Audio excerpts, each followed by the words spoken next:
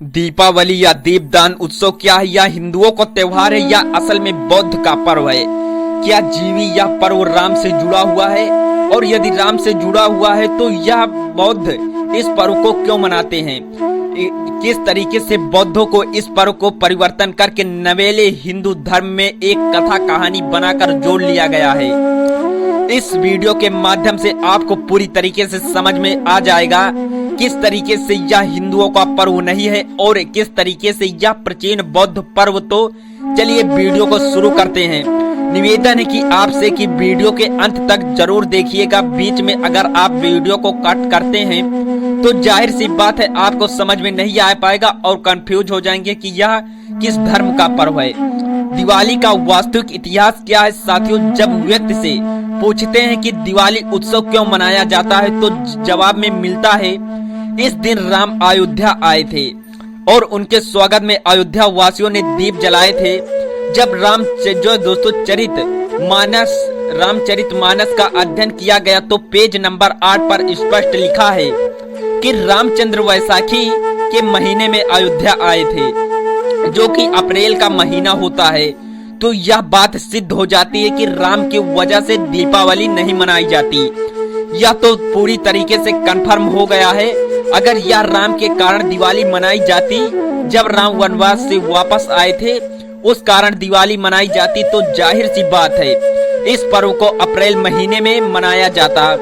तो इतना बड़ा उत्सव जो कि पूरे भारत में मनाया जाता है, इसका कारण जानने के लिए जब अध्ययन किया गया और बड़े बड़े विश्लेषणों ने इसका अध्ययन किया, मुख्य रूप से दो बातें सामने निकल कर आई। पहले यह कि दिवाली उत्सव कार्तिक के अमावस्या को मनाया जाता है। कार्तिक अमावस्या का ही वह दिन है जब पहली बार गौतम बुद्ध ज्ञान प्राप्त करने के लिए राज कपिलवस्तु वापस आए थे और उनके स्वागत में राज्यवासियों ने दीप जलाए थे। पूरा शाक्य साम्राज्य दीपों से नहा लिया था।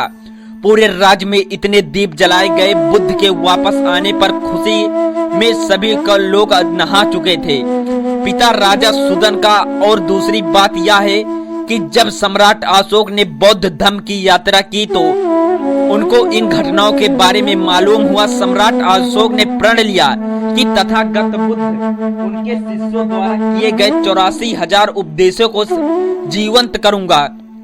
उन्होंने अपने राज्यों को, जो कि ईरान अफगानिस्तान तक फैला हुआ था, 84,000 धर्म स्तूप स्मृति चिन्ह के लिए हर जगह बनवाए।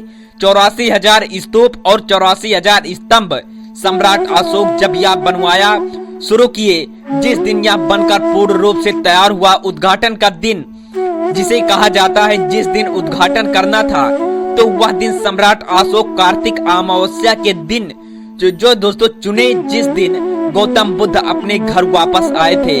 और उसी बात सम्राट अशोक के राजाज्ञा पारित किया कि जितने भी स्तंभ और स्तूप बने हैं सब पर दीपक जलाए जाए। पूरे मगध साम्राज्य की दीप जलाकर इस पर्व को मनाया और सम्राट अशोक का यह आदेश मिलते ही पूरा मगध साम्राज्य के लोग जो भी थे वो जनमानस थे, खुशियों से झूम उठे और हर कोई इस पर्व को इतना बढ़ा चढ़ाकर मनाने लगा कि यह उस समय तो मनाया कि गया कि बाकी हर वर्ष कार्तिक अमावस्या के दिन इसको मनाया जाता था। सम्राट अशोक का कथन था कि दीपदान उत्सव का अर्थ होता है कि ज्ञान का दान अर्थात बुद्धि का विकास, बुद्ध के उपदेशों का संस्मरण करना। आज कुछ लोगों ने इस उत्सव को स्वार्थ नीति के तहत परिवर्तन कर दिया है। मेरी आप सभी भाइयों बहनों से अनुरोध है कि ज्ञान की ओर अग्रसर कोई भी पूजा पाठ न करे, लक्ष्मी गणेश की पूजा न करे, पाखंडवाद से दूर रहें एवं दीपदान का सही अर्थ समझकर स्वार्थपूर्ण माहौल बनाएं, पाखंड से दूर रहें, उत्साह से दीपदान उत्सव मनाएं और प्राणियों की रक्षा करें, मानव सेवा करें। पूरे परिवार के साथ इस दीपदान उत्सव को खूब धूमधाम से मनाएं। और अगर आप इसे विविधत अच्छे ढंग से मनाना चाहते हैं तो सामने प्रतीक के रूप में बुद्ध और सम्राट अशोक का चित्र या मूर्ति रखकर बुद्ध वंदना कर सकते हैं, पंचशील कर सकते हैं और त्रिसकरण कर सकते हैं और बारी बारी से बुद्ध के वचनों को, दिए गए उपदेशों को या सम्राट अशोक द्वारा कही गई बातों को जनमानस में जरूर फैलाएं। वह क्या चाहते थे और वह किस तरह के देश में राष्ट्र की कल्पना करते थे।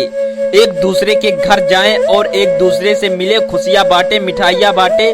बस इतना ध्यान में रखें कि पाखंडवाद से दूर रहें, झूठी कहानियां से दूर रहें, झूठी देवी देवताओं से दूर रहें, रहकर मुख्य रूप से बौद्ध पर्व। तो यदि आप बौद्ध थे तो पूरे लगन से अपने परिवार के साथ, अपने बच्चों के साथ, रिश्तेदारों के साथ इस पर्व को खूब धूमधाम से मनाएं और जाहिर सी बात है कि इस पूरे पाखंडवाद से पूरी तरह से दूर रहें।